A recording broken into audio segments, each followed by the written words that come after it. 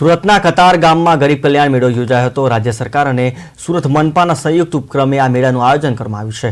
આ કાર્યાલયમાં સાંસદ મુકેશ દલાલ, મેયર, મ્યુનિસિપલ કમિશનર, ધારાસભ્યો તથા જનપ્રતિનિધિઓ હાજર રહ્યા હતા। કાર્યક્રમમાં રાજ્ય સરકારની અલગ અલગ યોજનાઓ અંતર્ગત ગરીબ લાભાર્થીઓને સીધો લાભ અપાયો હતો। સરકાર દ્વારા 40,000 જેટલા લાભાર્થીઓને 132 કરોડ રૂપિયાની વિવિધ યોજનાઓ અંતર્ગત ગરીબોને સહાય ચૂકવવામાં આવી હતી।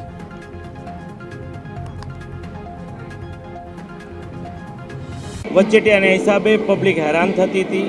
2009-10 માં ત્યારના મુખ્યમંત્રી અને આજના વડાપ્રધાન શ્રી નરેન્દ્રભાઈ મોદી સાહેબના આ બીજ રોપ્યું તો આજે વટવૃક્ષ થઈ ગયું છે અને લોકોને જે હાલાકી ભોગવવી પડતી હતી એ હવે નથી ભોગવવી પડતી।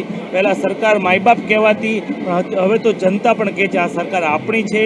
સરકાર જ ગરીબોના દ્વારે જાય છે અને ગરીબી રેખામાંથી તેમને લાભ આપીને દૂર કરે છે।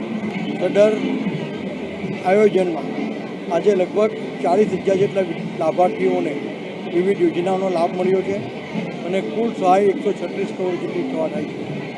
આમ તમે જુઓ તો 40,000 લાભાર્થીઓ ગુણ્યા 4 કરો તો કુલ 1,60,000 લાભાર્થીઓને આજે લાભ મળ્યો છે। 2009-10થી આદરણીય વડાપ્રધાન મોદી સાહેબ તત્કાલીન જ્યારે મુખ્યમંત્રી હતા ત્યારથી શરૂ કરવામાં આવેલી ગરીબ કલ્યાણ મેળાની આ યોજનાઓ